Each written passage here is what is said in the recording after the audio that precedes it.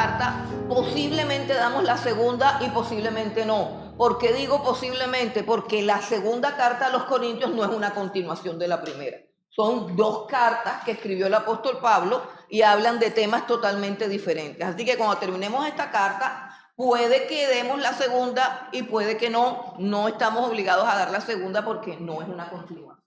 Entonces, el autor de esta carta es el apóstol Pablo. No hay nada que discutir. La fecha de esta carta se dice que es una de las primeras cartas que escribió el apóstol Pablo. Si ven la fecha, años 55 y 56, por supuesto que son fechas aproximadas que los estudiosos han identificado, ¿cierto?, un promedio con base en los acontecimientos históricos que se dan y la información interna de cada carta.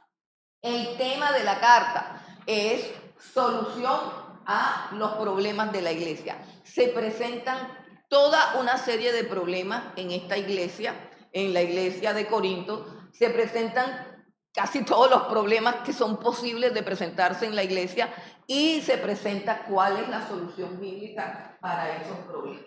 Bueno, por ahora vamos a mirar rápidamente las generalidades. Yo sé que eso no es tan relevante en este momento, pero vamos a mirar, por ejemplo, dónde queda Corinto. Corinto queda, acá está Corinto. Todo esto que ustedes ven aquí es Grecia, y Grecia tiene dos islas.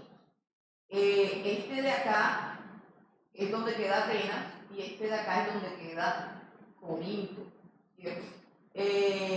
Corinto, como lo ven, está unido a Atenas como por un estrecho. Ahí no se ve porque marcaron en rojo la ruta del segundo viaje del apóstol Pablo, que fue cuando él fundó la iglesia de Corinto. Segundo viaje misionero del apóstol Pablo y fundó la iglesia de Corinto. Esas flechas rojas que ven ahí es el segundo viaje misionero del apóstol Pablo, pero este no es el libro de Hechos, entonces eso no importa por ahora. Lo que importa es que ustedes sepan dónde queda Corinto, porque es bueno ubicarnos en la geografía para que entendamos que lo que estamos estudiando es real, es verdadero. Entonces, allí donde está, nos muestran que Corinto fue un puerto marítimo comercial de suma importancia en su tiempo, porque todas las mercancías que llegaban a Atenas y todo tenían que pasar a través de Corinto. Entonces, Corinto era una ciudad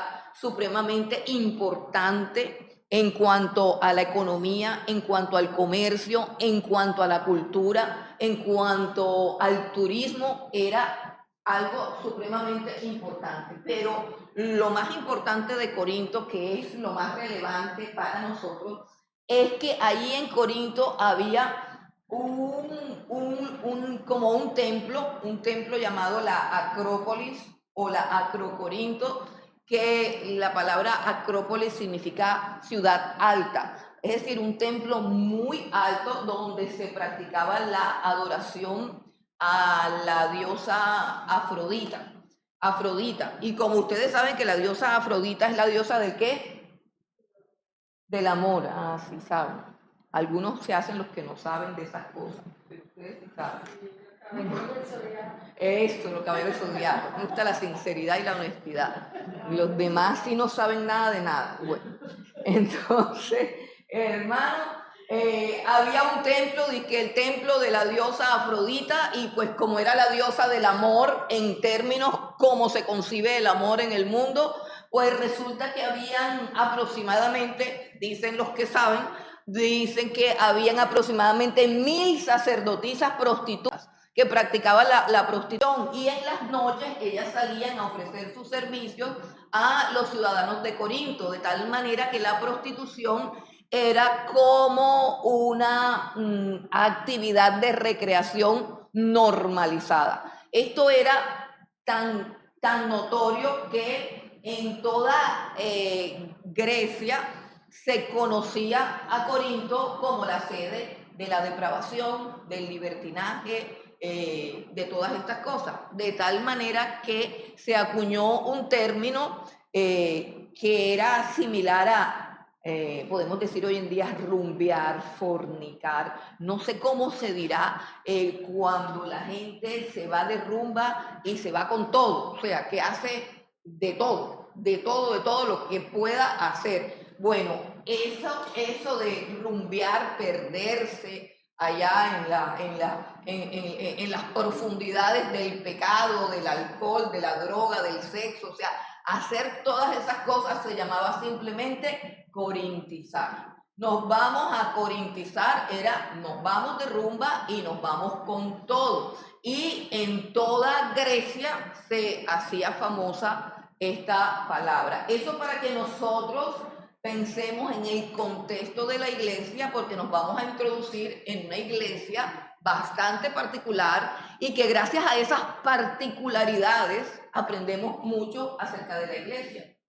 acerca de nosotros como iglesia, y aprendemos de pronto un poco a no juzgar, sino a examinar las cosas con justo juicio, a tener de pronto un criterio un poquito más ubicado.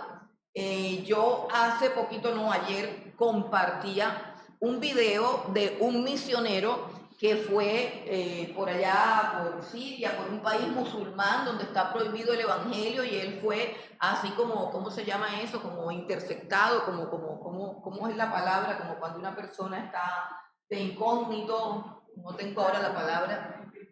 Infiltrado, exacto, infiltrado, se fue así de infiltrado, pero él fue a predicar a una iglesia. Las iglesias allá son simplemente una casa donde se escurren como 6 o 7 personas para escuchar la palabra de Dios, y tiene que haber una persona afuera que esté mirando por si alguien viene, mientras los que están adentro escuchan la palabra de Dios y cantan las alabanzas. Y él habló de la experiencia tan increíble que tuvo, porque ellos no pueden tener un culto como tal, organizado teológicamente, como nosotros, que la predicación, las alabanzas, sino que es algo que fluye. Entonces él decía que unos cantaban, unos adoraban a Dios, otros oraban, y así tal cual, como un esquema muy parecido a la iglesia primitiva, con 7 u 8 personas. Y él decía que él no le tocó predicar nada, porque la presencia de Dios y lo que se respiraba allí, la santidad, la palabra, o sea que la palabra fluía, pero fluía porque ellos se sabían capítulos enteros de la Biblia de memoria, y podían recitar capítulos enteros de la Biblia, y podían al mismo tiempo alabar a Dios. Entonces, en un momento habían cánticos, en otro momento recitaban capítulos de la Biblia. Total es que cuando ellos se detienen, este misionero, que es un misionero occidental de acá, de nosotros, le dice al líder que está ahí: ustedes son mis héroes, ustedes son mis héroes. O sea, es increíble cómo ustedes adoran, cómo se aprendieron la Biblia de memoria, etcétera, etcétera. Ustedes son mis héroes.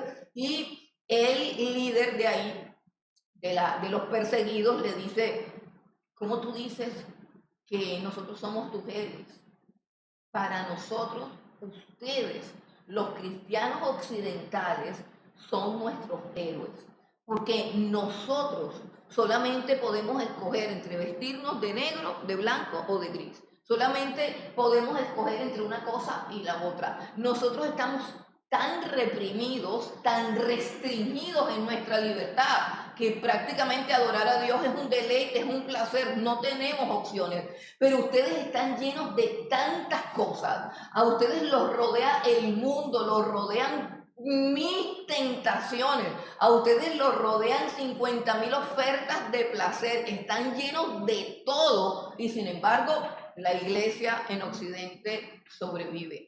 Cuando yo escuché este video, me impactó mucho y lo compartí en nuestra congregación, porque muchas veces nosotros juzgamos a la iglesia sin justo juicio, o sea, sin un contexto, sin tener en cuenta cuáles son las fuerzas contrarias que nos toca sortear a nosotros como creyentes cada día. Y en esto pensaba yo: no debemos juzgar a la iglesia, no debemos hablar mal de la iglesia, no debemos condenar a la iglesia, debemos simplemente proclamar la palabra y corregir lo que está torcido. Pero si bien hay una apostasía, hermanos, esa no es la iglesia. Esa no es la iglesia. Cuando nos encontremos con un negocio que parece una congregación, donde se mercadea con la palabra de Dios, donde las personas o los líderes se conocen por su inmoralidad, tanto sexual como económica, como en su forma de hablar. Cuando usted se encuentre con eso, no diga que la iglesia está mal, porque eso no es iglesia. Eso no es iglesia. Eso no es iglesia. La iglesia de Cristo no sale en televisión, no sale en los canales, no sale en las redes sociales, pero la iglesia de Cristo, la Biblia dice que avanza triunfante.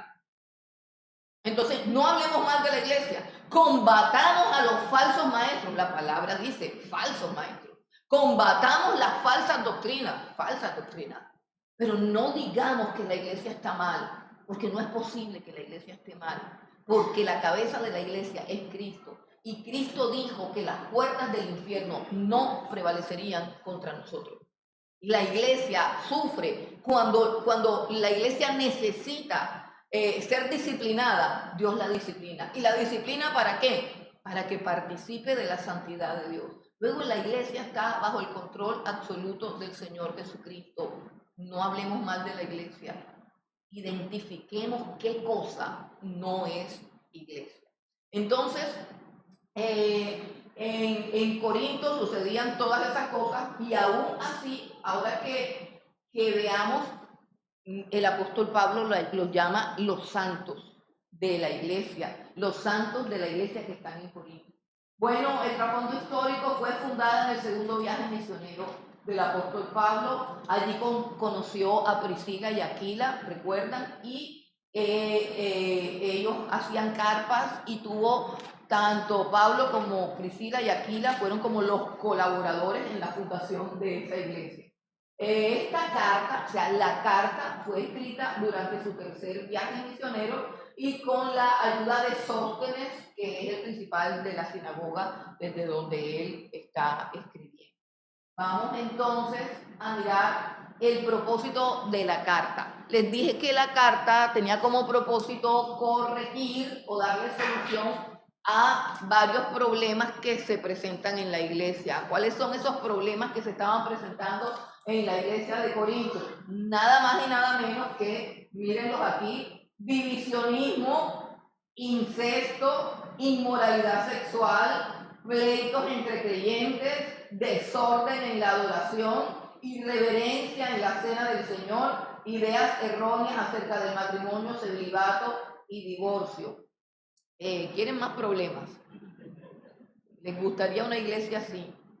Bueno, pero es una iglesia, dicho por el apóstol Pablo y por el Espíritu Santo que lo guió a escribir esta carta. Entonces, tenemos que mirarla con total detenimiento. Vamos a mirar entonces, sin más ni más, comenzamos la primera carta de los Corintios. Espero que ya todos tengan su Biblia abierta. Recuerden que estoy aquí abajo para echar ojo para ver quién no tiene Biblia, pero eso lo voy a empezar a hacer desde la otra clase. Porque si usted no trajo Biblia, mejor no se traiga usted. Venga con Biblia o no venga. Bueno, vamos a la carta a los Corintios y vamos a comenzar con la introducción. La introducción es el versículo, el segmento que está formado por el versículo 1 al 9 del capítulo 1. Y vamos a leer ese segmento del 1 al 9. Dice la palabra del Señor. Pablo, llamado a ser apóstol de Jesucristo por la voluntad de Dios, y el hermano Sóstenes, a la iglesia de Dios que está en Corintio, a los santificados en Cristo Jesús, llamados a ser santos, con todos los que en cualquier lugar invocan el nombre de nuestro Señor Jesucristo, Señor de ellos y nuestro. Gracia y paz a vosotros, de Dios nuestro Padre y del Señor Jesucristo. Gracias doy a mi Dios siempre por vosotros, por la gracia de Dios que os fue dada en Cristo Jesús, porque en todas las cosas fuisteis enriquecidos en Él, en toda palabra y en toda ciencia, así como el testimonio acerca de Cristo ha sido confirmado en vosotros, de tal manera que nada os falta en ningún don, esperando la manifestación de nuestro Señor Jesucristo, el cual también os confirmará hasta el fin, para que seáis irreprensibles en el día de nuestro Señor Jesucristo. Fiel es Dios, por el cual fuiste llamados a la comunión con su Hijo Jesucristo nuestro Señor. Okay. Bueno, entonces lo primero que tenemos en la carta es el esquema normal de las cartas de la época. ¿Cuál es ese esquema normal? Pues que primero se presenta el remitente, luego se presentan los destinatarios y de tercero se da el saludo. Entonces, comenzamos por el remitente según el esquema. Este es el esquema natural de las cartas de la época. No tiene nada que ver con que sea la Biblia, sino que es un asunto de cultura, de contexto. Así escribían las cartas. Lo primero, la presentación del remitente. ¿Quién es el remitente? Dice Pablo, llamado a ser apóstol de Jesucristo por la voluntad de Dios, y el hermano Sóstenes. Pablo está declarando su apostolado. Muchas veces, con mucha frecuencia, el apóstol Pablo le tocó defender su apostolado. ¿Por qué le tocó defender su apostolado? Porque él no hizo parte de los 12 apóstoles en el momento en el que el Señor Jesucristo desarrolló su ministerio aquí en la tierra. Él no hizo parte del grupo de los 12. Y eso nos habla mucho acerca de lo que es un apóstol. El requisito de un apóstol es que hubiese tenido contacto directo y relación directa, cara a cara, persona a persona, con el Señor Jesucristo. Los apóstoles son aquellos hombres a quienes Dios comisionó para hablar en su nombre y escribir todas las cosas que Jesucristo, a través del Espíritu Santo y a través de su palabra, les reveló a ellos. Los apóstoles eran los que habían estado con Jesús, única y exclusivamente. Pero como el apóstol Pablo no había estado con Jesús en ese tiempo, muchas personas, por ejemplo en la iglesia de Galacia, ponían en tela de juicio su apostolado. ¿Por qué? Porque ignoraban que el Señor Jesucristo se apareció en persona al apóstol Pablo y lo formó y lo instruyó y lo comisionó de la misma manera que hizo con los otros 11, porque sabemos que uno se perdió, ¿cierto? De la misma manera, si nosotros miramos que el Señor Jesucristo estuvo aquí en la tierra por 3 años y que durante esos 3 años formó a sus discípulos, nos vamos a dar cuenta que en la historia que cuenta el apóstol Pablo, específicamente en la carta que escribe a los Gálatas, él cuenta cómo el Señor Jesucristo se le apareció y lo cuenta ahí, lo cuenta en Hechos, lo cuenta cada vez que el apóstol Pablo necesita hablar de parte de Jesús. Tiene que exponer esa experiencia que tuvo, que no fue un sueño, que no fue una visión, sino un encuentro personal con el Señor Jesucristo, que le habló, se le apareció, lo comisionó. Y también el apóstol Pablo dice que se apartó. Una vez que el Señor Jesucristo se le aparece, el apóstol Pablo se aparta y durante 3 años se va para Arabia. Y allá en Arabia es formado y es capacitado directamente por el Señor Jesucristo. Entonces, eso es lo que hace que el apóstol Pablo sea un apóstol. Su encuentro personal y directo con el Señor Jesucristo. Entonces, sobra decir que a la luz de las Escrituras, por ese primer requisito del apostolado, lo que nosotros vemos hoy en día y que reclaman ser apóstoles, no lo son un fraude. Son un fraude. ¿Por qué? Porque ninguno de esos apostolitos que hay ahora ha estado jamás sentado recibiendo una cátedra directamente del Señor Jesucristo. Porque no fue la voluntad de Dios que ellos fueran apóstoles, fue la voluntad de ellos mismos que se autonombraron apóstoles. Pero el apóstol Pablo dice que él es apóstol de Jesucristo por la voluntad de Dios. Y que lo ayuda a escribir la carta el hermano Sóstenes, que es el principal de la sinagoga judía, donde él está escribiendo la carta. Creo que está en Éfeso, ese dato no lo tengo un poco claro, creo que está en Éfeso escribiendo la carta. Bueno, entonces ahora viene el segmento de la acción de gracias. Ahora vienen los destinatarios. ¿Quiénes son los destinatarios? O sea, ¿a quiénes le está escribiendo? Dice el apóstol Pablo. ¿A la iglesia de quién? A la iglesia de Dios. ¿De quién es la iglesia? De Dios.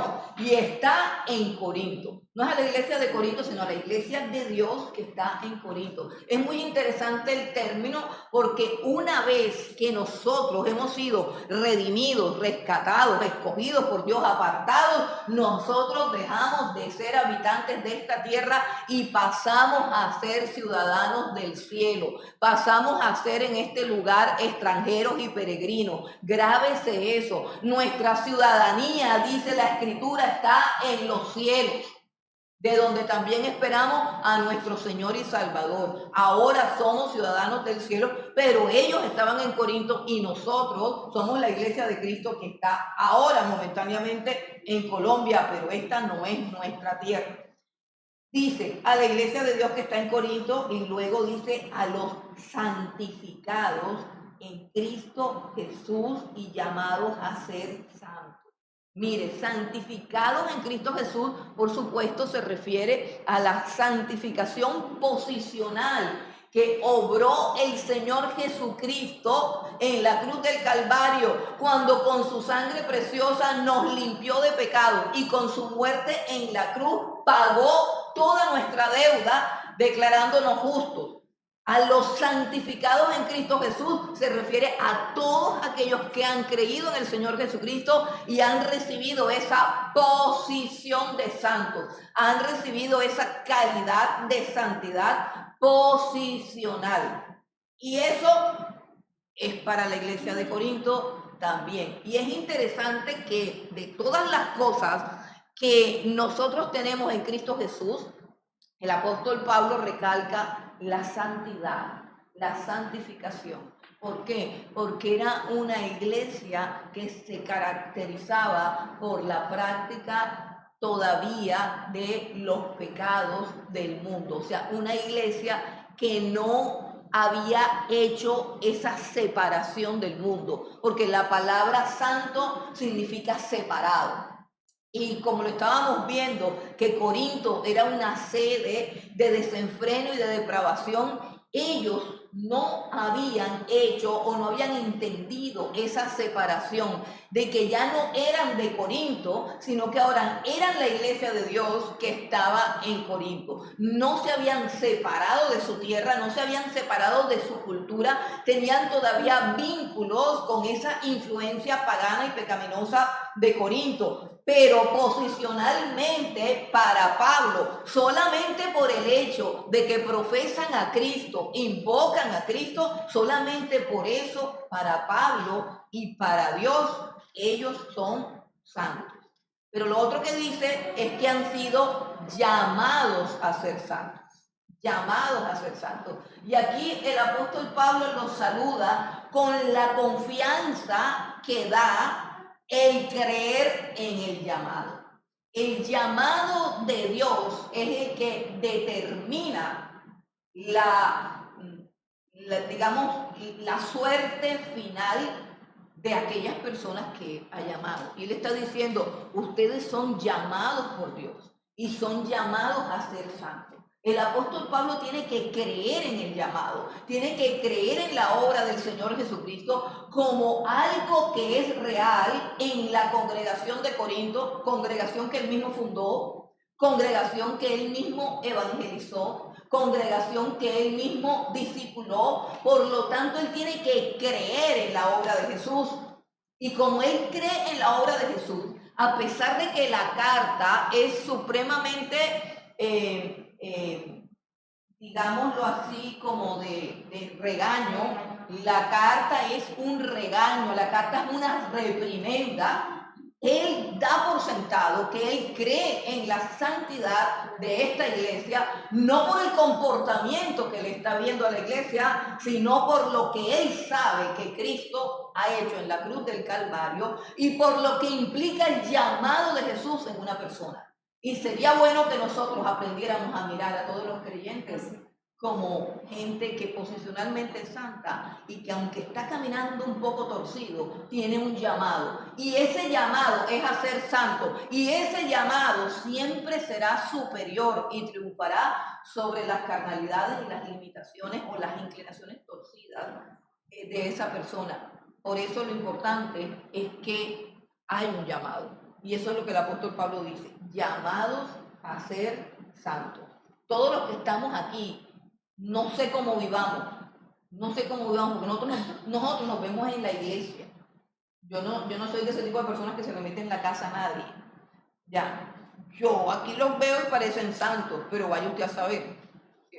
Vaya usted a saber. Entonces, cualquier cosa rara en la que usted ande, hoy la Biblia dice que usted tiene un llamado. Usted tiene un llamado. O sea, si usted está pensando, ay, ¿será que aquella muchachita la dejo o no la dejo? ¿Será que yo aquella platica la sigo manejando así o mejor ordeno mi finanza? Si usted está pensando en todas esas cosas, la respuesta es deje de hacer lo malo porque usted tiene un llamado y ese llamado es a ser santo. Si usted tiene un problema en su carácter, si usted tiene un problema en su vocabulario, si usted tiene un problema en un hábito pecaminoso y usted cree que eso es parte de su suerte, o es que Dios me hizo así, o es que yo soy así, o es que la gracia da para que yo me comporte así hasta que el mundo se acabe, la respuesta es no. Usted tiene un llamado a ser santo. Deje de hacer lo malo. Usted tiene un llamado a ser santo. Ah, pero es que a mí me gusta, yo ando en el mundo también, como en la ciudad de Corinto, yo me reúno con Raimundo y con todo el mundo, yo escucho reggaetón, yo veo todas las series de Netflix, sí, todo esto es del mundo. Yo les recuerdo, usted tiene un llamado a ser santo. De pronto sus compañeros de reggaetón y sus compañeros de Netflix, no, pero usted sí. Entonces, obedezca su llamado. Es lo que el apóstol Pablo quiere recordarle a los corintios y a cada uno de nosotros hoy. Hemos sido llamados a ser santos, por eso que usted está ahí sentado, porque usted tiene un llamado de Dios a ser santo junto con todos. Dice que en cualquier lugar, sea aquí o en cualquier otra parte, invocamos al nombre de Jesucristo y lo reconocemos como nuestro Señor. El saludo, versículo 3, gracia y paz. El saludo del apóstol Pablo está formado por dos palabras, la palabra gracia, que era el saludo griego, y la palabra paz o shalom, que era el saludo judío. ¿Por qué? Porque el apóstol Pablo fue un judío enviado a los gentiles. Y el apóstol Pablo, dentro de su doctrina y específicamente en la carta a los Efesios, dice que Dios de los dos pueblos, o sea, de judíos y gentiles, hizo un solo pueblo a través de Jesucristo.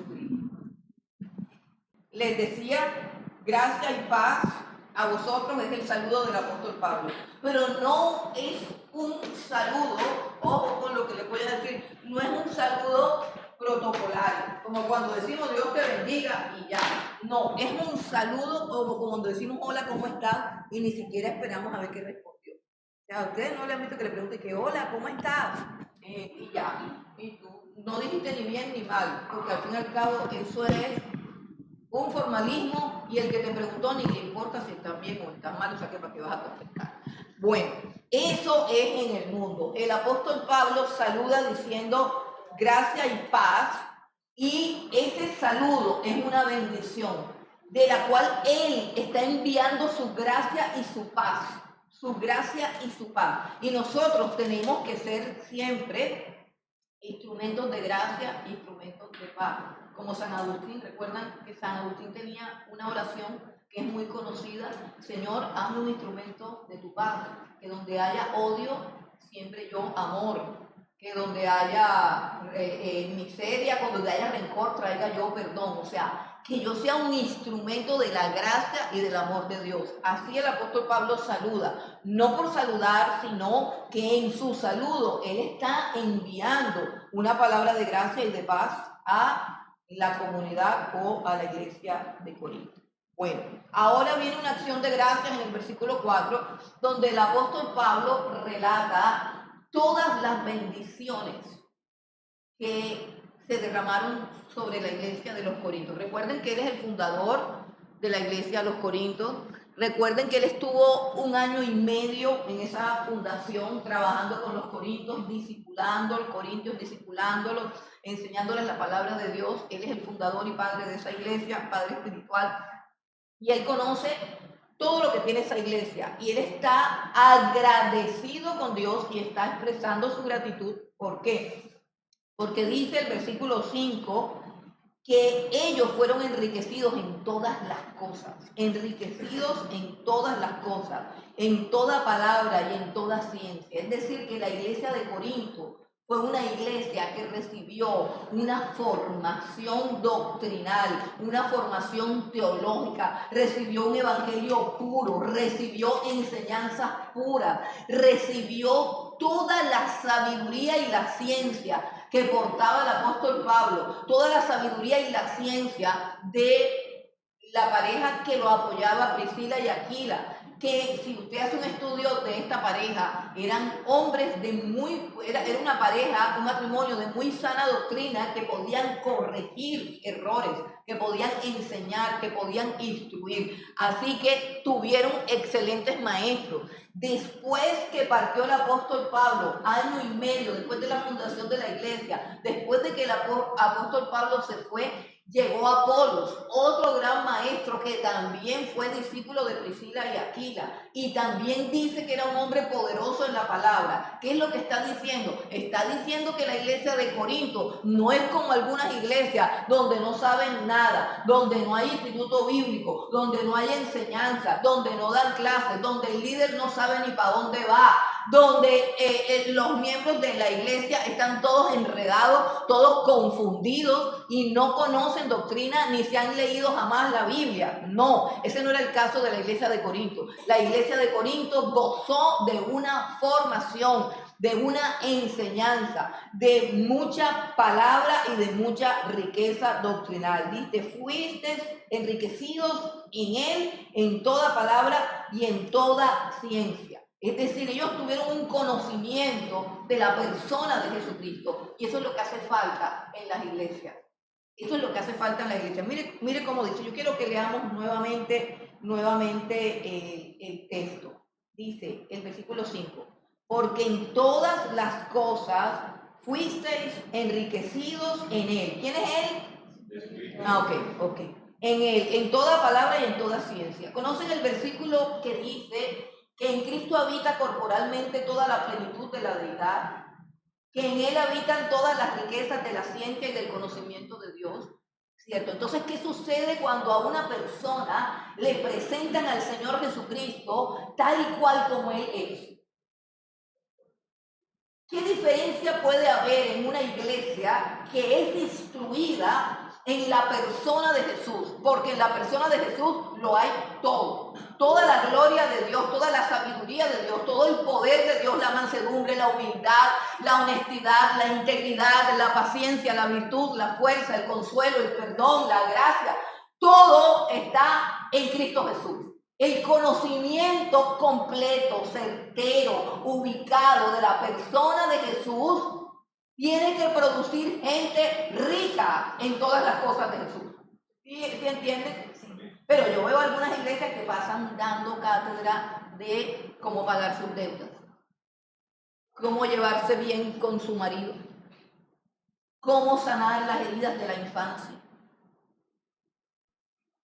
cómo deshacerse de las personas canzonas, cómo multiplicar los ingresos, cómo vencer la ansiedad, cómo desarrollar la paciencia. Cómo vivo la vida, es una practicidad, cómo resolverle los problemas al ser humano, es decir, un enfoque totalmente antropocéntrico, tú. O sea, sufres de depresión, vamos a enseñarte. Yo no estoy diciendo que eso esté mal, yo no estoy diciendo que eso esté mal. Yo no estoy diciendo que eso esté mal. Si la moda es la depresión, entonces demos cátedras y cátedras de depresión, cómo vencer la depresión, y invitemos a todos los teólogos para que hablen de la depresión. Si el problema es la llevadera económica, entonces vamos a hablar de la mayordomía, y eso también está bien, hay que hablar de la mayordomía, eso también está bien. Si el problema es cómo criar los hijos rebeldes de este tiempo, entonces, ¿cómo criar los hijos? Traigamos al psicólogo, al pedagogo, al experto en hijos, o hagamos un estudio bíblico de cómo criar los hijos, que eso yo tampoco veo que lo hagan, etcétera, etcétera. Y repito, eso no tiene nada de malo, pero eso está centrado en el hombre. Eso está centrado en el hombre. Entonces, hermanos, la vida tiene que volverse una carga, porque yo el domingo tengo que aprender cómo criar a mis hijos. El domingo de más adelante tengo que aprender cómo arreglo las finanzas, cómo hago para salir de la deuda. El domingo de más arriba, hermano, yo tengo que aprender cómo vencer la ansiedad. El de más arriba tengo que aprender, a ver, ¿qué otra cosa? Cómo no dejarme manipular. Cosas así. Y entonces, y la salvación, y Jesús, y esto no lo enseñan los psicólogos, eso no lo enseñan los influencers, no hay libros acerca de eso. Bueno, eso no tiene nada de malo. Si usted quiere hacerse rico, hay una cantidad de libros para hacerse rico. Eso no tiene nada de malo. Si usted quiere plata, le hace los libros de los millonarios. Porque yo de eso no sé, plata no tengo. Y cómo hacerla tampoco sé. Entonces, ¿cómo voy a poner a dar cátedra de lo que no sé? ¿Y por qué vamos a venir a la iglesia a hablar de esas cosas si el tema central de la Biblia es la persona del Señor Jesucristo? Y todo el que conozca a Cristo Jesús está completo en Él. En Él habita la plenitud de Dios. Él es la cabeza de la iglesia. En Él estamos completos, en Él estamos perfectos, en Él lo tenemos todo. Entonces esta fue una iglesia que recibió una cristología, que recibió un evangelio centrado en la persona de Cristo y no en las necesidades de los hombres como han torcido el evangelio, porque el centro del evangelio es la cruz, el centro del evangelio es Cristo. El centro del evangelio es que tú quites tu vida de la mitad y coloques a Cristo y se resuelven todos los problemas. Porque cuando tú colocas a Cristo en la mitad, tú te vas a llevar bien con tu esposo. Porque la razón por la cual no te llevas bien con tu esposo es porque el yo está sentado y entronizado en tu corazón. Y quieres siempre tener la razón. La razón por la cual te endeudas es porque el dinero es muy importante para ti. Y Cristo no está en su trono. Entonces, es simplemente enseñar lo que tenemos que enseñar. Y esta iglesia tuvo el privilegio, imagínense lo precioso, lo bienaventurado, lo glorioso que es que a uno le enseña el evangelio, el apóstol Pablo, y no algunos ministros de la prosperidad llenos de avaricia por ahí que andan. Pues es una iglesia afortunada. Es una iglesia supremamente afortunada, pero parece que no lo sabe. Versículo 6, así como el testimonio acerca de Cristo ha sido confirmado en vosotros. Miren lo que dice la palabra, dice la ciencia y ahora dice el testimonio de Cristo. Es decir, el apóstol Pablo está diciendo, yo vi la conversión. Yo vi el cambio, yo vi la transformación, yo vi que pasó algo en sus vidas, yo vi que ustedes se convirtieron en testigos del Señor Jesucristo. Eso fue lo que el Señor Jesucristo dijo a su iglesia.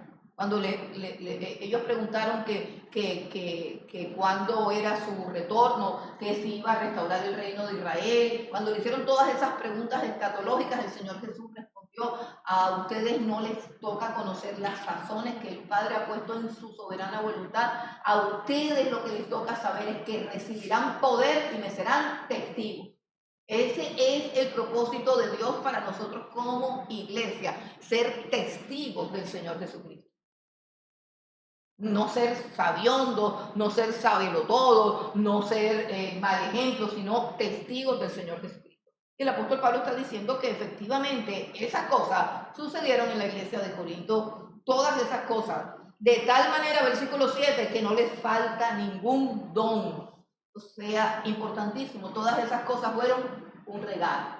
Todas esas cosas fueron un don. La palabra don significa regalo. Algo que recibieron por gracia, algo que se recibe por lo que hizo Cristo en la cruz, no por lo que hayamos hecho nosotros. De chévere, regalado. Le regalaron a esa iglesia sabiduría, palabra de Dios, evangelio puro, cristología puro. Le regalaron a Cristo, le regalaron toda la gloria y la sabiduría de Dios en la persona del Señor Jesucristo. El apóstol Pedro dice lo mismo. Dice todas las cosas, en primera de Pedro, en capítulo 1, creo que dice, todas las cosas que pertenecen a la vida y a la piedad nos han sido dadas.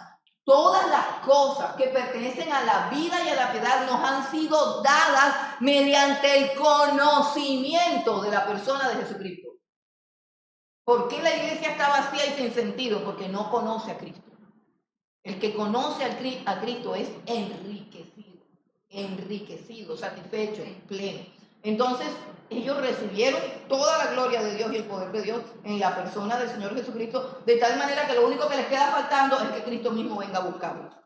Eso es lo que le hace falta a la iglesia, que el Señor Jesucristo venga por nosotros. Versículo 8, el cual también nos confirmará hasta el fin, para que seamos, nos confirmará hasta el fin, para que seamos, ¿qué? Para que ellos sean irreprensibles, es decir, para que cuando llegue ese día, usted no se encuentre corintizado,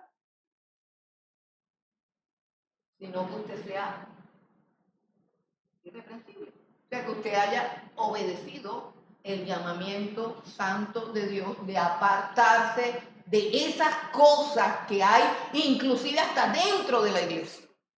Hasta dentro de la iglesia. Bueno, qué problema con la música. Yo no resisto la música. Yo sí quiero que Cristo venga. Me pongo a pensar. Me vengo en un Uber. Yo me quedo mirando al hombre que va manejando. ¿Cuántas horas tiene que estar manejando? Van oyendo esa música, una música que no tiene sentido, que no tiene ritmo, que no tiene nada, es completa basura. Completa basura. Todo el tiempo. ¿Y por qué no coloca un audiolibro? ¿Por qué no coloca una emisora?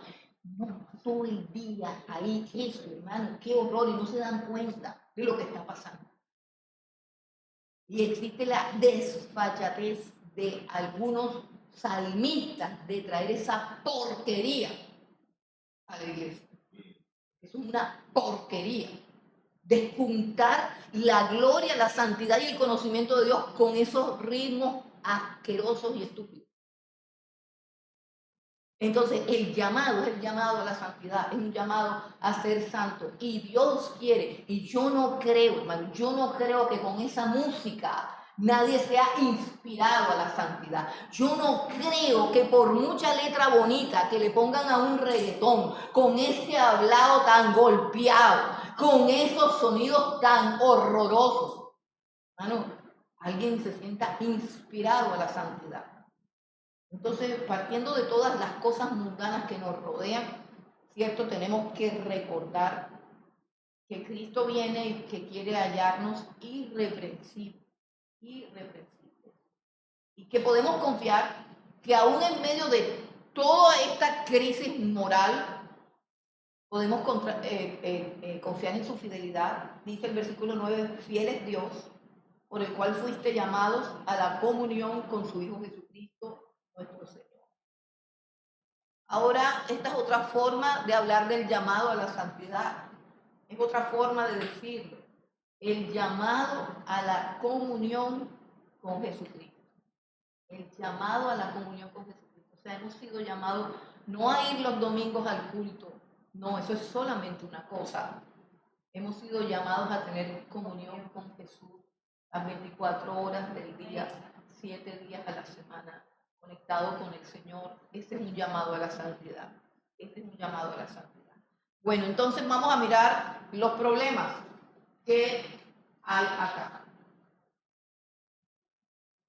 Exposición de los problemas acerca de los cuales se le había informado a Pablo. Resulta que esta carta, si ustedes miran el plan de curso, acá un momentico, miren un momentico el plan de curso. Los números romanos del plan de curso son las divisiones principales. ¿Cuántos números romanos hay? 2. Entonces, la carta tiene 2 divisiones principales. Y como tiene 2 divisiones principales, hoy vamos a intentar ver una parte de la primera división.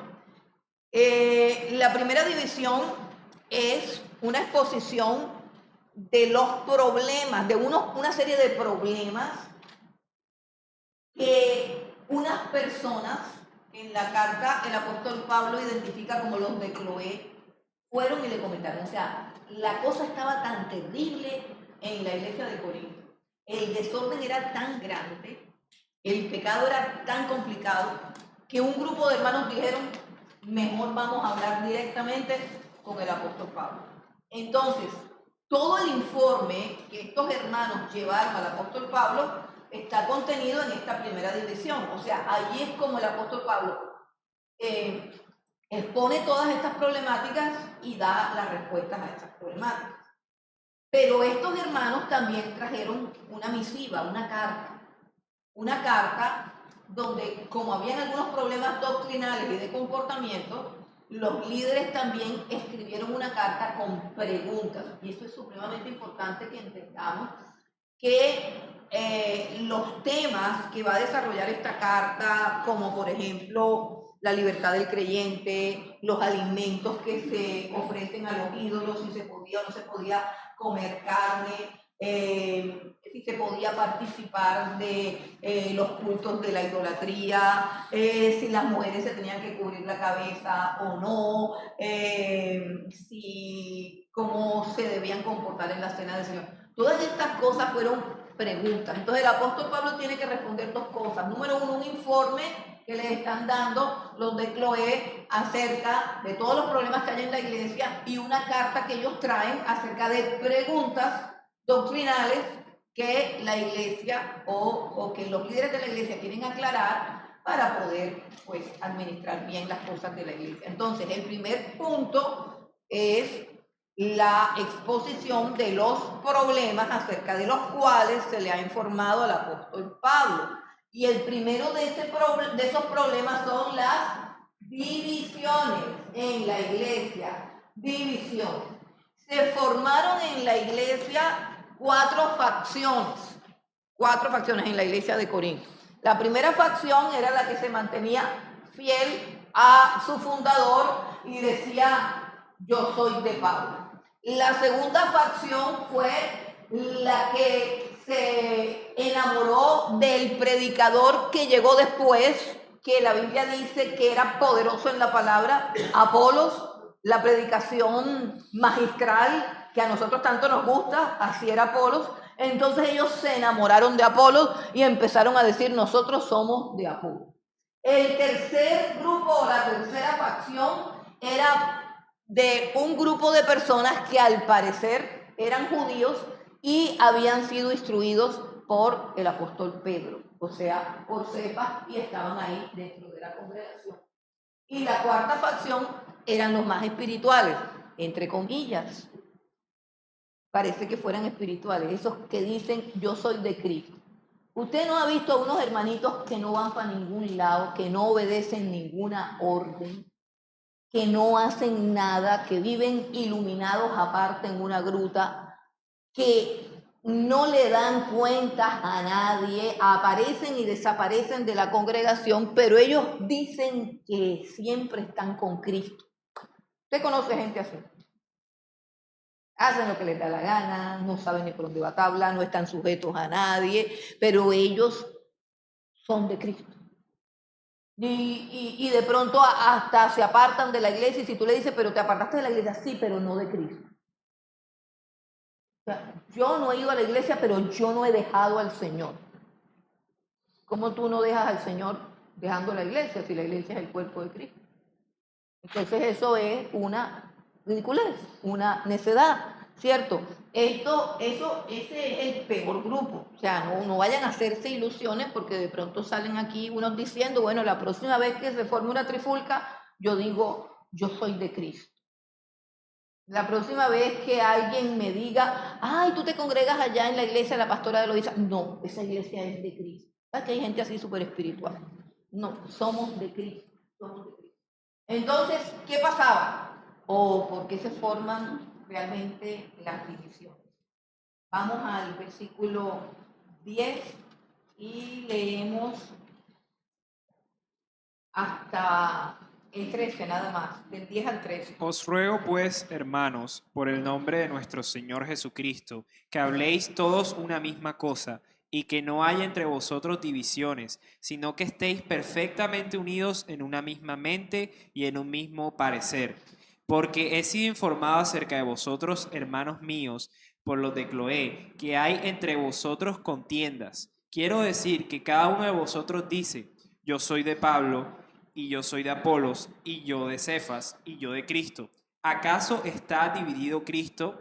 ¿Fue crucificado Pablo por vosotros o fuisteis bautizados en el nombre de Pablo? Ok, bueno, resulta que cuando se forma una facción o un grupo o una división en torno a un hombre en particular, porque es que a mí me gusta el predicador tal, yo soy del predicador tal o del predicador X. Nosotros simplemente estamos haciendo partido y eso es una obra de la soberbia, o sea, de la necesidad de adorar e idolatrar ciertos dones.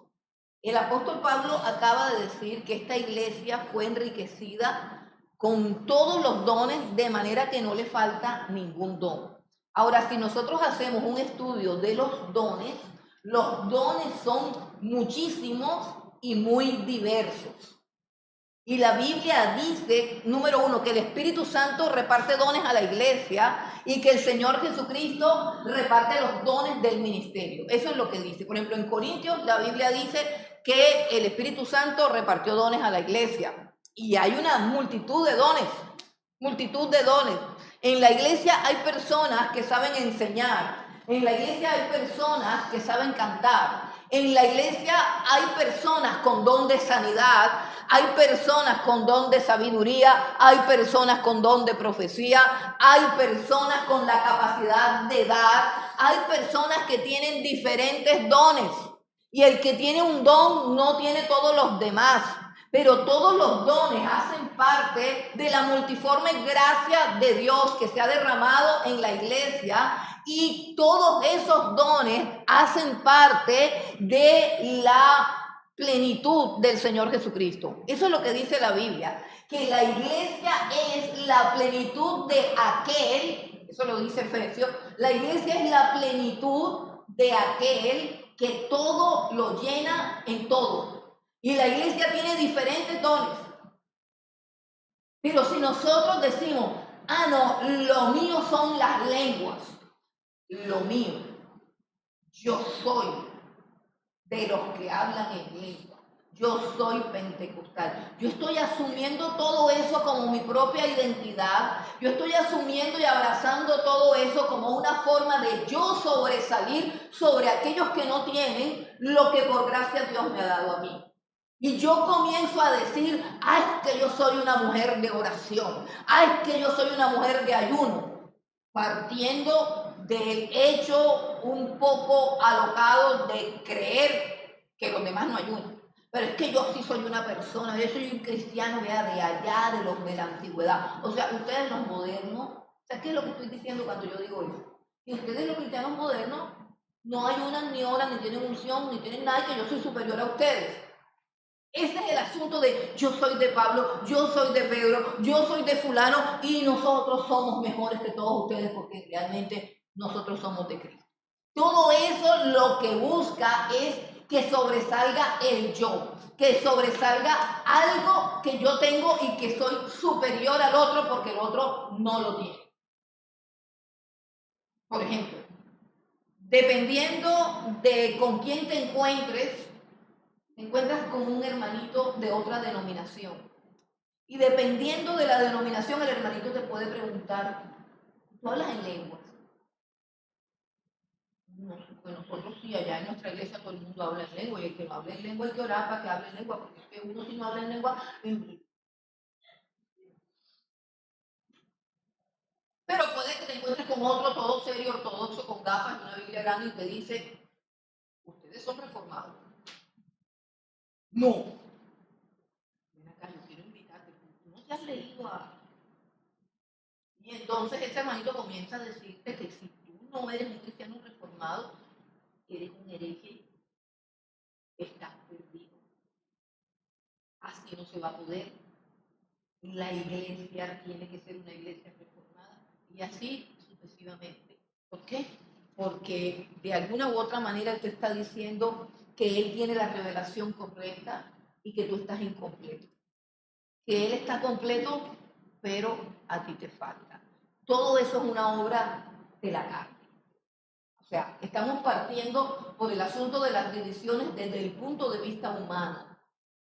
Cuando yo abrazo algo y lo defiendo como que mi cristianismo es superior al de los demás porque yo tengo esto y los demás no, esa es una obra de mi carne, esa es una obra de mi orgullo, es una obra de mi soberbia, es una obra de mi carnalidad. Lo dirá el apóstol Pablo más adelante. Esto es una temática que progresivamente se va a ir aclarando, pero es carnal, es eminentemente carnal.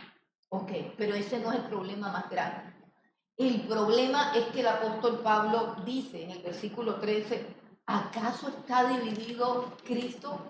¿Acaso está dividido Cristo? Y quiero que saltemos un momentico al versículo 24, donde dice, al 22, perdón, saltemos al versículo 22, donde dice, porque los judíos piden señales y los griegos buscan sabiduría, pero nosotros predicamos a Cristo crucificado, para los judíos ciertamente tropezadero y para los gentiles locura, mas para los llamados, así judíos como griegos, Cristo, poder de Dios y sabiduría de Dios. ¿Qué está diciendo? Que Cristo tiene ambas cosas, en grado infinito y en grado sumo.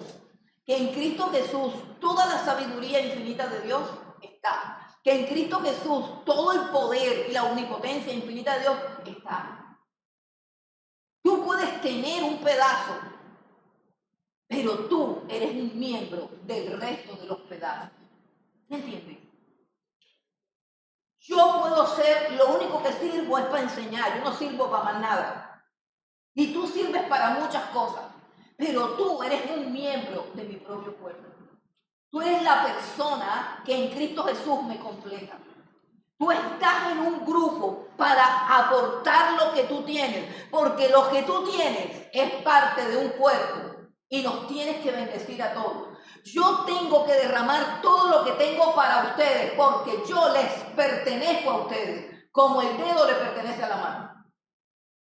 Y tú tienes que soltar todo lo que tú eres en la misma congregación, en el mismo lugar, porque todo lo que tú eres y tienes en Cristo Jesús le pertenece al resto de la iglesia.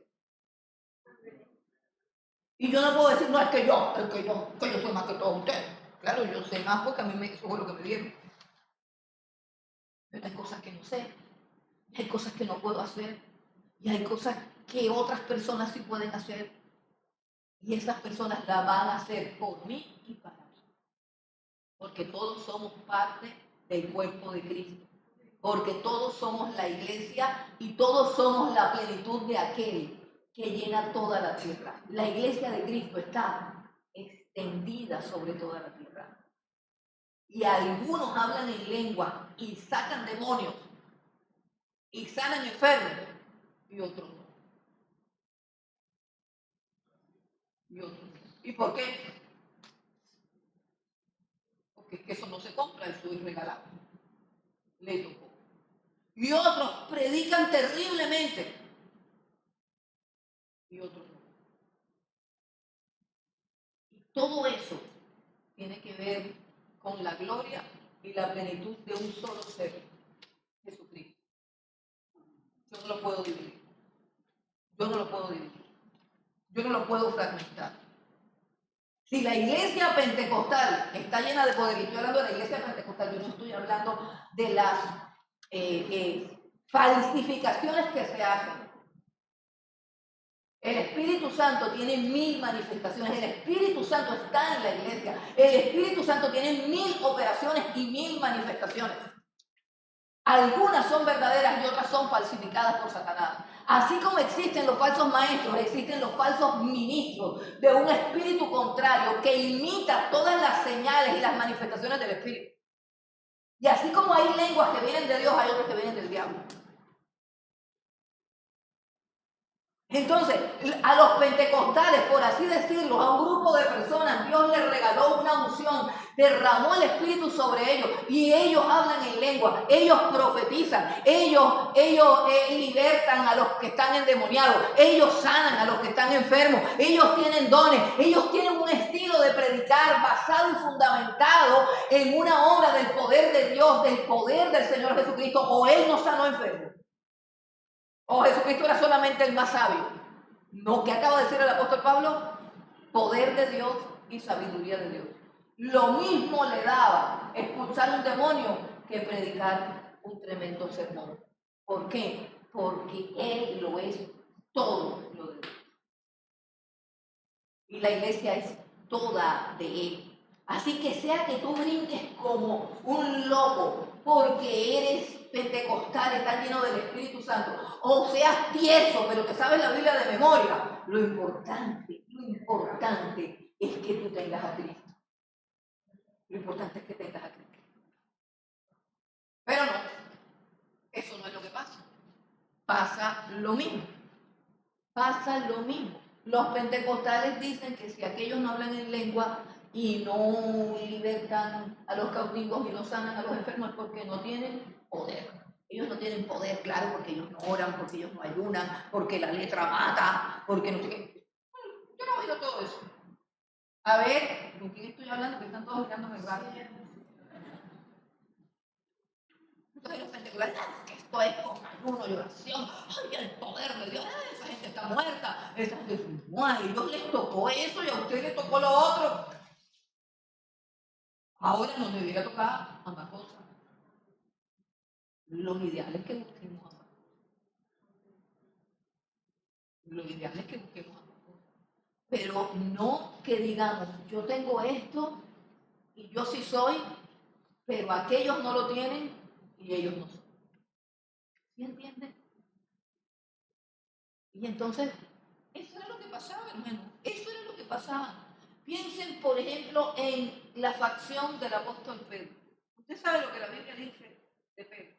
Apenas bajó del aposento alto, levantó a un paralítico. La Biblia dice que todos los enfermos se tiraban en una esquina para que él pasara y la sombra de Pedro sanaba a todos los enfermos. El apóstol Pablo sí sanó a alguien. Sanó a un peladito que se cayó. ¿Y por qué se cayó el peladito? Por culpa de él. Por culpa de predicar tan largo. Predicó largo y el peladito se durmió, se tostó y se escalabró y se cayó. Y pues al apóstol Pablo, que no es experto en milagros ni prodigios, le tocó ir a resucitar. Pero eso de resucitar muertos no era del apóstol Pablo. El apóstol Pedro sí andaba por allá con sus hombres. Es lo que Dios le dio. Y enfermo que veía, lo voy a sanar. Entonces el apóstol Pablo no. El apóstol Pablo decía, yo tengo que predicar el evangelio, tengo que predicar el evangelio, tengo que predicar el evangelio. Y él habla de las señales y prodigios, o sea que él sí hacía milagros, pero no le daba importancia. ¿Por qué la Biblia no narra? Porque él lo está diciendo aquí, más adelante lo dirá. Yo fui a ustedes en el poder de Dios y mi predicación fue acompañada de las señales y de los prodigios, pero no dice cuáles son. Cuando él escribe, él no dice, ay, había un cojo y se sanó, ay, había un ciego, pero sí los había, pero ¿por qué no cuenta nada de eso? Porque eso no importa para él. Lo que importa es quienes creyeron al Evangelio. Eso era lo que él tenía. Un denuedo impresionante y sobrenatural para predicar el Evangelio. El apóstol Pedro tenía una unción poderosísima para sanar a todos los enfermos. Enfermo que hubiese, se lo traían, llamaban que se murió Tabita, que se murió Eneas, que se murió el otro. Llamen a Pedro que a él sí le gusta resucitar gente. Eso era lo de él. Entonces ustedes se imaginan a la facción de Pedro. ¿Cómo eran ellos? Así. Decían algo. Ese señor no tiene poder, ese señor no hace milagros, ese señor no hace nada. No tiene unción. No tiene unción. ¿Se imaginan a los de Apolos? Apolos dice que era varón poderoso en la palabra. La predicación magistral, la que le encanta a la gente, de rascarse la barriga y decir amén. Salir y decir tremendo sermón. ¿Y de qué se trata? No sé, pero era tremendo sermón. A la gente sí le fascina eso. O si no salen y dicen, pero yo no estuve de acuerdo en eso. Porque esa vez el apóstol Pablo no fue con Silas, sino con Bernabé. O sea, tremendo sermón y de lo único que se acuerdan es de que se equivocó y no dijo Silas, sino Bernabé. Hay gente que se dedica a eso y idolatran a los predicadores. Y eso es todo. Su cristianismo es tremendo sermón, tremenda predicación, una cena corta. Entonces, pues sus seguidores, yo me imagino que por ahí era que iba la cosa. Pablo es una mezcla de evangelio que cuando leemos sus cartas podríamos pensar que era un tremendo predicador, pero cuando él se describe, y aún en la segunda carta a los Corintios lo describen a él, hermanos, y es increíble que no lo describen como un tremendo predicador. Que Pablo era, los que lo describen como de palabra tosca. Y él dice, aunque ustedes dicen, y aunque es así, él dice, aunque soy tosco de palabra. O sea, un hombre que escribe tan precioso no era un terrible predicador. No era un terrible predicador. Es decir, no era un hombre así que impresionaba a todo el mundo como si lo era Apolo. Entonces, la gente o el segmento del apóstol Pablo, no sé de qué se jactarían de ser los autóctonos, ¿cierto? Nosotros somos del verdadero. Nosotros somos del que fundó esta iglesia.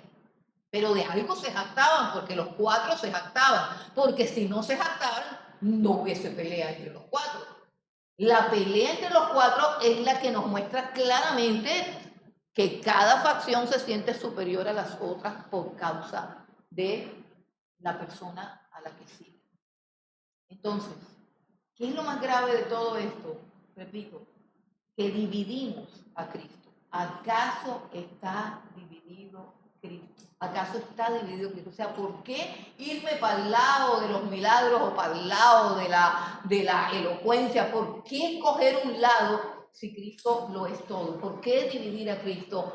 ¿Y por qué hacer algo que para el mismo Señor Jesucristo es grave, que es atentar contra la unidad de la iglesia? La Biblia nos dice que tenemos que luchar por la unidad de la iglesia, no para conseguirla, sino para salvaguardarla. La unidad de la iglesia la hizo el Señor Jesucristo con su sangre, su cruz, su espíritu, su palabra, un solo Padre, un solo Señor, una sola fe, un solo bautismo. Y el Señor Jesucristo ora en el capítulo 17 de Juan y le dice al Padre que los guarde en unidad. Padre, que ellos sean uno, así como tú y yo somos uno, que ellos sean uno y que sean perfectos en unidad. Así que el apóstol Pablo, entendiendo esta oración del Señor Jesucristo, en todos los textos de las cartas que él escribe, él dice que estemos siempre dispuestos a salvaguardar la unidad de la iglesia. Los divisionistas son el diablo. Los que dividen la iglesia son herramientas de Satanás. Entonces ahí es donde está lo grave de yo soy de Apolo, yo soy de Cefa. Ahí es donde está lo grave, lo más grave. Además de carnales, estamos haciendo algo que es una actividad satánica. Cuando un grupito se reúne por allá en una esquina a decir que Dios les reveló que esto está mal y que yo estoy bien, que Dios les revela cosas y no se somete a las autoridades que están puestas ahí, está formando un grupito. Ojo, ojo con los divisionistas. Los divisionistas se jactan de ser más espirituales que los demás, pero en realidad son herramientas de Satanás. Que tenga oídos para oír, que oiga, mejor continúe. Dice, fue crucificado Pablo por vosotros. Aquí está el centro de la unidad, la cruz del Señor Jesucristo. La cruz. Todos tenemos que mirar a la cruz. Todos tenemos que estar crucificados por Cristo. Todos. Nadie tiene que estar poniendo el dedo y decir tú estás bien, yo estoy mal. Estamos hablando de una congregación que tiene un solo fundador, que tiene una sola enseñanza, que recibió un solo evangelio, que recibió un solo discipulado, una congregación sana. ¿Por qué está dividida? ¿Por qué está dividida? Porque hay personas que no reconocen la unidad, la autoridad del Señor Jesucristo, sino que forman grupitos, diciendo, nosotros somos mejores porque seguimos a fulano, nosotros somos mejores porque seguimos a sutano. ¿Fue crucificado Pablo por vosotros o fuisteis bautizados en el nombre de Pablo? El bautismo nos muestra que somos bautizados en el nombre de Jesús. O sea, nuestro dueño es Cristo. No importa quién sea el líder que Dios ha puesto, no importa quién sea el fundador de la iglesia, somos del Señor Jesucristo. Todos somos de Cristo. Entonces el apóstol Pablo dice, menos mal que no bauticé a ninguno de ustedes, menos mal que solamente bauticé a Crispo y a Gallo. O sea, él está diciendo, menos mal que yo no les he dado esos motivos, o sea, que yo no soy el culpable de que ustedes hayan hecho un grupo o una división de seguidores míos. Ninguno de ellos era culpable de estas 4 facciones, ni Pablo, ni Apolos, ni Cefas, y mucho menos Cristo, eran culpables de que se armaran estos grupos. Estos grupos se arman es por la carnalidad. Hermano, no tenga grupos en la iglesia. Usted puede tener amigos, personas en las que confía más que en otras, pero no tenga grupitos aparte. Con que Dios a ese grupo les habla ciertas cosas acerca del resto de pecadores. No haya eso, hermano, eso no es de Dios. Eso no es de Dios. Eso no es de Dios. Bueno, entonces dice que él no bautiza gente porque Cristo no lo envió a bautizar, sino a predicar el evangelio. Eso se llama ubicación. Ubicación. Yo no puedo meterme en el terreno del otro. Él dice, a mí no me interesa bautizar, a mí me interesa hacer lo que Dios me mandó a hacer. ¿Qué te mandó a hacer Dios? Hazlo y no murmures. No te metas en lo que Dios le mandó a hacer a otra persona. Cada quien se va a presentar ante el trono de Dios. Cada quien se va a presentar ante el tribunal del Señor Jesucristo. El Señor que te llamó te va a evaluar. El que me llamó a mí me va a evaluar. Yo tengo que responderle al Señor por lo que Él me mandó a hacer, no por lo que no me mandó a hacer. ¿Qué te mandó a hacer Dios? Hazlo bien hecho. Y no te metas en el trabajo de otro. No te metas a cuestionar lo que hacen los demás y cómo lo hacen. Haz lo que Dios te mandó a hacer a ti y hazlo bien. Entonces Pablo dice, a mí me mandaron fue a predicar. Ahora, entendiendo que tiene que haber un equilibrio, el apóstol Pablo en el versículo 17 dice, Cristo me envió a predicar el evangelio, no con sabiduría de palabras, para que no se haga vana la cruz de Cristo. Aquí hay un concepto interesante. La sabiduría de palabras puede hacer que la cruz de Cristo sea vana. Lean lo que dice ahí. No me miren, lean lo que dice ahí. Repito, versículo 17. Pues no me envió Cristo a bautizar, sino a predicar el evangelio. No con sabiduría de palabras, para que no se haga vana la cruz de Cristo. En otras palabras, el apóstol Pablo está diciendo, voy a predicar el evangelio, pero no lo voy a predicar con palabras llenas de sabiduría, para que la cruz de Cristo no se haga vana. ¿Eso qué significa? Vean, el apóstol Pablo está diciendo, vamos a hacer como una paráfrasis, está diciendo, yo quiero predicar el evangelio de una manera sencilla, de una manera simple.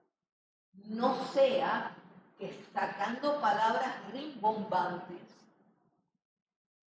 palabras poderosas, así como un hermano que dice que está cayendo una palabra gravitacional ahora mismo, y empiezan a usar cosas raras y hacer toca, para llamar la atención o para crear como cierta expectativa.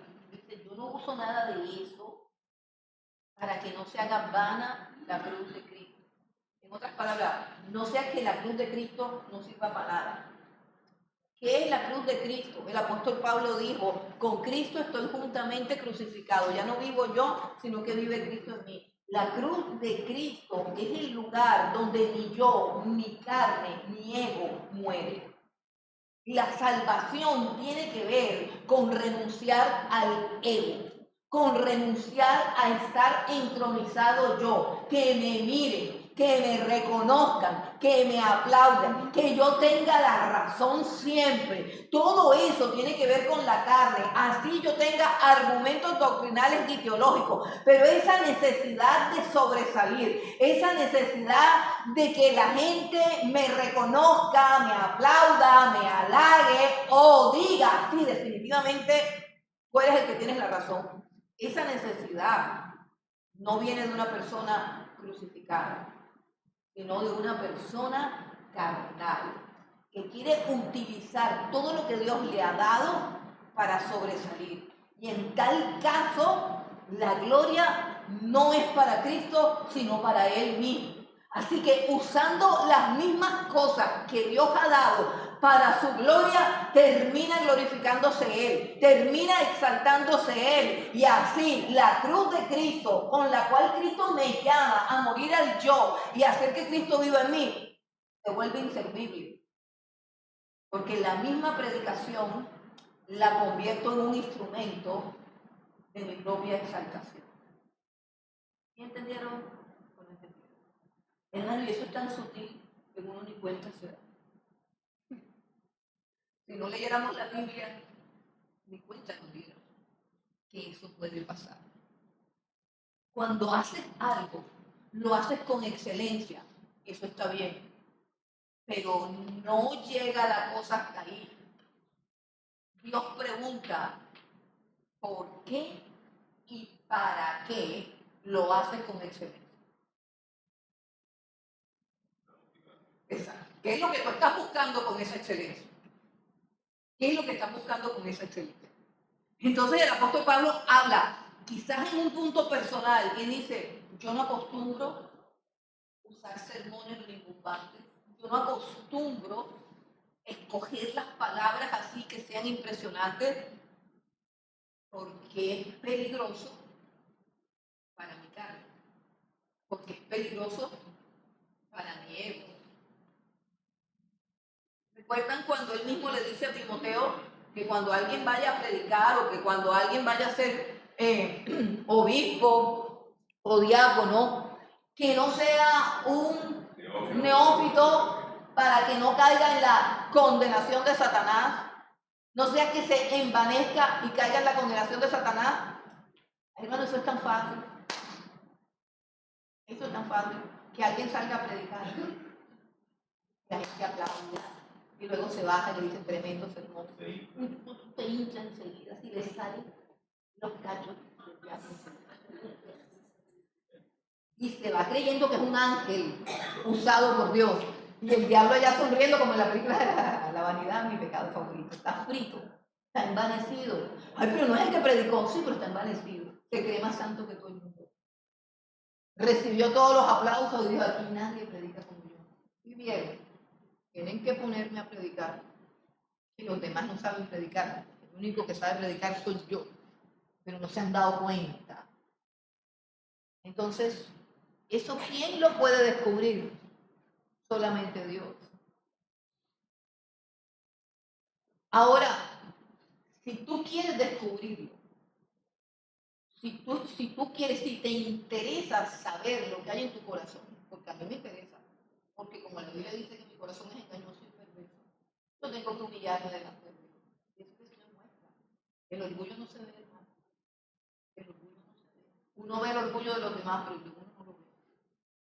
Uno detecta todos los orgullos. Claro, cuando alguien está buscando reconocimiento, uno dice, uy, qué atrevido, qué orgulloso. Pero cuando ese reconocimiento te es negado a ti, te da como rabiecito.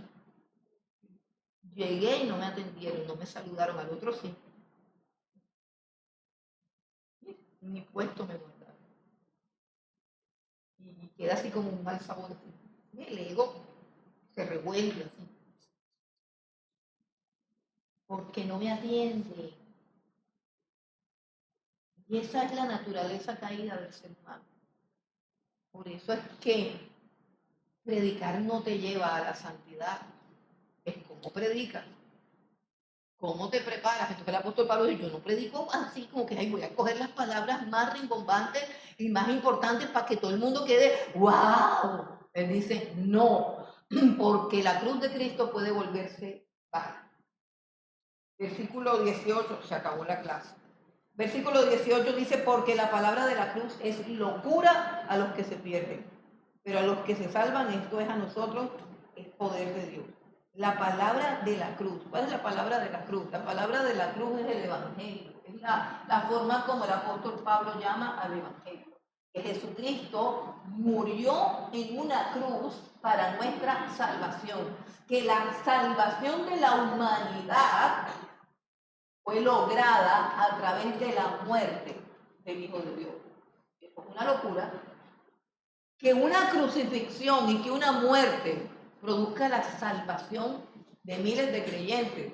Eso es una total locura. Si alguien está en peligro y necesitamos un salvador, alguien que nos rescate, entonces esa persona debe venir como en un caballo, así con unas armas poderosas, a librarnos, a sacarnos de allá, de la potestad de las tinieblas, porque allá era donde estábamos. La Biblia dice que nosotros todos pertenecíamos a la potestad de las tinieblas, que éramos por naturaleza hijos de ira, lo mismo que las demás, que cada vez que usted hacía o hace lo que le da la gana y lo que le parece, usted simplemente está obedeciendo al príncipe de la potestad de las tinieblas, que es el que gobierna el mundo.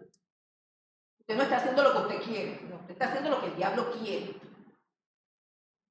Y de allá lo saca a uno alguien. Pero ¿y cómo me sacó Cristo de allá? O sea, si yo estaba bajo la potestad de las tinieblas, hermano, el diablo y todos sus ejércitos ejerciendo sobre mi vida influencia para que yo haga todas las locuras que hacía antes, para que yo viva como vive la gente del mundo. ¿Y quién me vino a salvar? Vino Jesús en un caballo. O como dice uno de los salmos del rey David, que echó humo en los cielos, que venía en la oscuridad, que hundió los cielos, que movió la tierra. No. Simplemente vino y se dejó matar. Así fue como Dios nos libró de las tinieblas, poniendo a su Hijo en el estado de suma y absoluta sumisión y pasividad. O sea, no dispares ni una flecha, no abras la boca y no digas ni una palabra, no te defiendas. Deja que el diablo y todos sus ejércitos y toda esta gente endiablada haga contigo lo que les dé la gana, que de esa manera yo voy a vencer toda la maldad. Esa es la palabra de la cruz. A eso se refiere el Espíritu Santo cuando dice estas palabras, porque la palabra de la cruz es locura a los que se pierden, pero a los que se salvan, esto es a nosotros, es poder de Dios, pues estaba escrito. Podemos decir, estaba escrito, porque está escrito en Isaías 29. Destruiré la sabiduría de los sabios y desecharé el entendimiento de los entendidos. ¿Dónde está el sabio? ¿Dónde está el escriba? ¿Dónde estaban los sabios y el escriba cuando Cristo vino acá a la tierra? ¿Dónde estaban los sabios y los escribas? ¿Alguien sabe dónde estaban? Ahí estaban. Fariseos y saduceos. Ahí estaban. Y sabían, sí sabían. Cuando llegaron los magos del oriente, que no tenían la Torá, ni conocían a Moisés, ni a cuántos profetas hay, ni al pocotón de profetas que hay en la Biblia, sino que se dedicaban a contemplar las estrellas. Mira qué grosería. Los reyes magos, que no son Melchor, ni Gaspar, ni Baltasar, sino unos sabios de oriente, se dedicaban a mirar las estrellas. Mientras los escribas pasaban todo el día ahí con una tinta que santificaban y no sé qué, transcribiendo la palabra y diciendo si A, si B, si no sé qué, si no sé cuánto. Y estos ahí mirando las estrellas, se enteraron por una estrella que el rey del universo había nacido. Y llegaron con la estrella a los que tenían toda la revelación de dónde, cómo y cuándo nacería el rey del universo. Toda la revelación. Llegaron y dijeron, hemos venido a adorar al rey porque por la estrellita La estrellita, nosotros sabemos que nació aquí, que ya está vivo. Ah, sí. Y bueno, ¿cómo así? Llamen a todos los sabios. Llegaron todos los sabios. ¿Dónde está el bendito rey? En Belén. Ya habían sabios. En Belén. En Belén, porque escrito está. Uy, salió la palabra de Dios. Depositantes de la palabra de Dios sabían la Torá de memoria. ¿Dónde está? En Belén. Mira, le dijo, ¿y por qué? Ninguno de los sabios ve al rey. ¿Usted por qué está preguntando? Ni me importa. Lo que me importa es saber. ¿Y la carta? O sea, lo que me importa es que cuando me pregunten, yo sepa. Lo que me importa es yo hacer el show. A ver, recíteme ahí los 50 versículos de la Biblia, hábleme de la doctrina, de la expiación, hábleme de todo eso, sí, pero no me pidas que vaya a buscar a Jesús, no me pidas que me arrodille, no me pidas que le llore, no me pidas que le obedezca. Yo lo que quiero es ser un sabelotodo. Y por eso es que la Biblia decía, profetizaba, yo voy a volver locos a todos esos sabios. Voy a acabar con toda esa sabiduría. ¿Y a quiénes aborrecía Jesús cuando llegó? Ay, no sirvieron